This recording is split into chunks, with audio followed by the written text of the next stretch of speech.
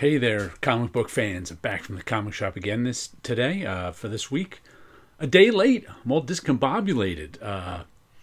Lunar didn't ship the comics to my comic shop in time, so they weren't in yesterday. Got an email from Roy, the comic shop owner, said they won't be in today. They'll be in Thursday, so went and got them today. And boy, a little low energy today, too. I had a little trouble sleeping the last couple nights, so... So what did I get today? 7 new comics plus a trade paperback. But we'll start like we always do with a couple of top of the printer comic book covers. We've got Avengers. What number is this? 24. George Perez and Al Vey doing this one. This is from the 90s. George, 1999 Wizard winner. And we've got Crossfire, issue number 19, a Dan Spiegel cover. It's an interesting Dan Spiegel cover because like the eye is drawn kind of to that car hood and you're like, what's going on? Then it takes a moment to realize that the car is going along the alleyway and he's trying to drag Crossfire's head across the wall.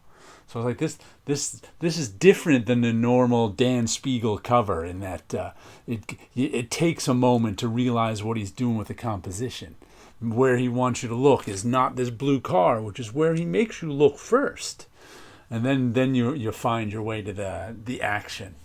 I think that's kind of interesting. And this, of course, is that late 90s coloring where colorists didn't quite have it figured out yet. Everything's a little dark, and every single little muscle, it's hard to see, is shaded in its own light source. So that's just how things were done in the beginning. But it's not done like that anymore. But looked at those all week. Now I'll replace them with 2 other ones from my collection. Let's see, what do we got here? Department of Truth, issue number 33. James Tynion. Who else do we got here? I think this is a different artist. Letizia Kadenichi. Jordi Belair, the colorist. Aditya Bidikar is the letterer. Dylan Todd is the designer. There's all the names for you. This is the one where if too many people believe a conspiracy, it really happens. I remember liking last issue, but I can't remember what it was about now. Like I said, I'm a little slow today, a little foggy. But I've been liking this new storyline they've had going on in there, which I can't even remember at the moment. Then we've got Grimm, which I think we're only 1 issue away. I think 25 is the end. Let's see if it says. I had heard that, but I'm not 100% to be continued. The end is nigh. Final departure, October 2020. Something happened to my issue. Oh, that ding down there. Grimm 24, though. Who's this one by? Stephanie Phillips, the one-named artist Flaviano, and Rico Renzi. But there's the one about Grim Reapers. And this woman who has to take her father's place as death in the afterlife. So, it's been an interesting book, and it's had an interesting ending so far. And what else do we have? Oh, issue 1, Rick Remender and Daniel Acuna. Escape. I generally like Escape. Only one way out. Rick Remender, writer. Daniel Acuna, art and color. Russ Wooton, letterer. I can't remember what this one is about. Something of it caught my eye. Probably. Looks like we got animal people here. Anthropomorphic animals in World War II. Like I said, I have zero idea. Can't remember. But I'll give it a read because I generally, I think I've got another Rick Remender written book here too. I generally like his writing, and Acuna's art looks nice. I think I've bought some of his stuff before, but I can't remember. Then we've got Exquisite Corpses, number 4. This is written by Che Grayson with James Tynion again. Art by Adam Gorham with Michael Walsh. Colors Jordi Belair again. And letters Becca Carey.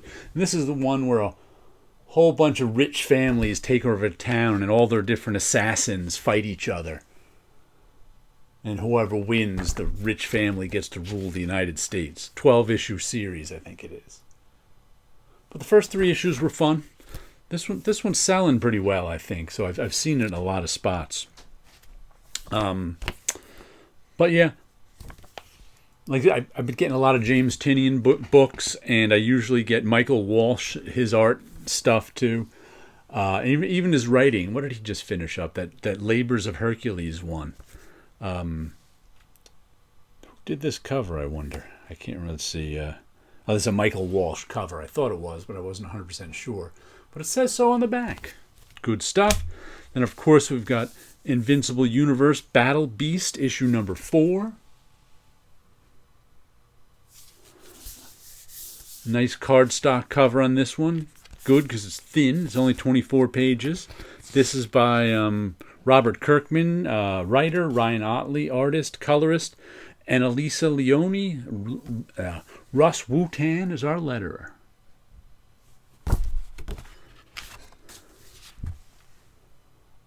And this one, like I said, I guess the Invincible cartoon is doing so well on Amazon. They're like, let's get another Invincible book out. Battle Beast, who is just this super strong battle beast who's out there in the universe looking for someone who can defeat him in battle so he can die, sort of thing.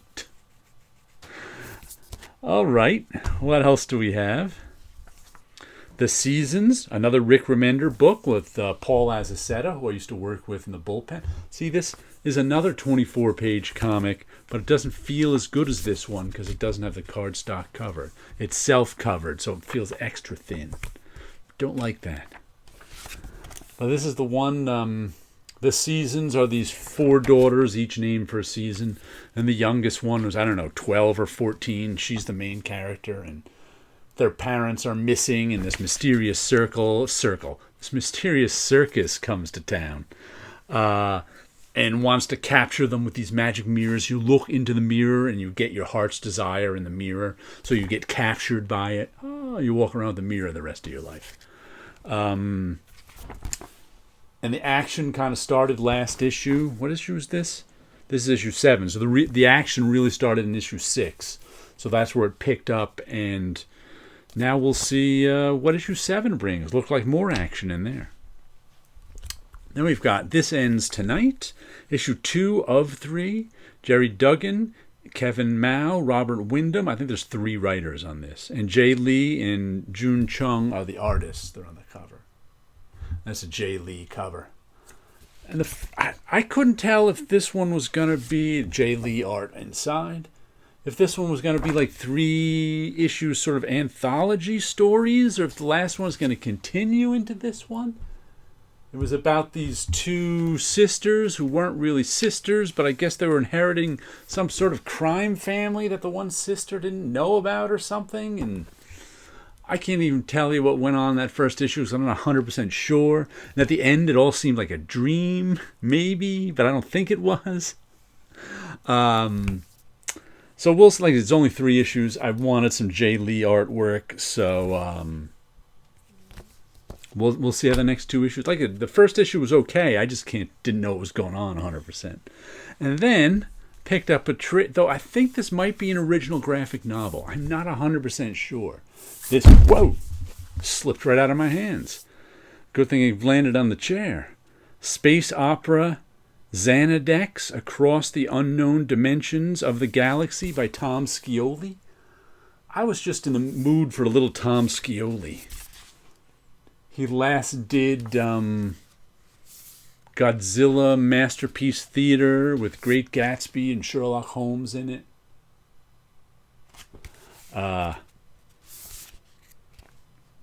He did Godland. He drew Godland. He didn't write it. This he's writing and drawing. And like I said, from the author of Fantastic Four Grand Design, GoBots, and Godzilla's Monsterpiece Theater. Written, drawn, and lettered and colored by Tom Scioli in the solo creator auteur tradition. That's the tradition I like, so this is right up my alley. Enter the strange new universe of space opera Xandex across the unknown dimensions of the galaxy. A supercharged, cybernetically enhanced brooding loner known only as Xanadex is on a collision course with the kill-crazy cosmic enemy number one, an armada of ruthless space pirates, slimy crime bosses, deadly bounty hunters, an oppressive star-spanning empire, and an army of homicidal robots. Oh, that was some sentence. Follow Xanadex on a mind-blowing epic journey as he crosses the galaxy to escape his mysterious troubled past. Okay. Like I said, I was in the mood for some Tom Scioli. I saw this. I think it was $20. $20 full, but I can get a discount on, like a 10% discount, I think. But should be a fun read. Like I think it's an original graphic novel. Did not appear in a comic form before this. But I can't 100% swear to that, but that's what it said when I was ordering it. Let me show you a little of my work. What do I got going on here? Some Dreams of Things. Of course, one of the 5 paintings I finished this summer. We've got Dreams of Things, issue number 293. I was just working on 300. I've got about 6 alternate versions of cover 300. I'm reaching cover 300 on this, and I'm not sure if I want to kind of stop the series at 300, but either way, I've got like 6 300s already. I was going to stop it at 200 and just kept going, so. But this is a weird, we got 2 Mod Men stick figures up there. We've got this, I don't know, got boobs. I don't know, where's the head? Is this the head? This is a strange dream creature looking at us. In this, are they small or is she the giant? I think she's a giant. Because it's got those orange clouds behind her that make her look giant. I think this one is extra dreamy today. And this is, I like that blue. One of my favorite color markers is this, what is it? A Caribbean blue, I think it is, from...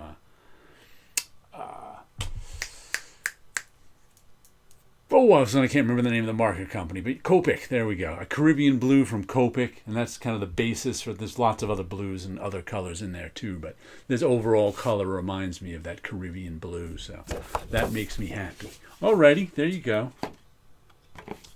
Stay. Some comics, that's going to fall right down. Some comics, some artwork, and you guys have a good week out there.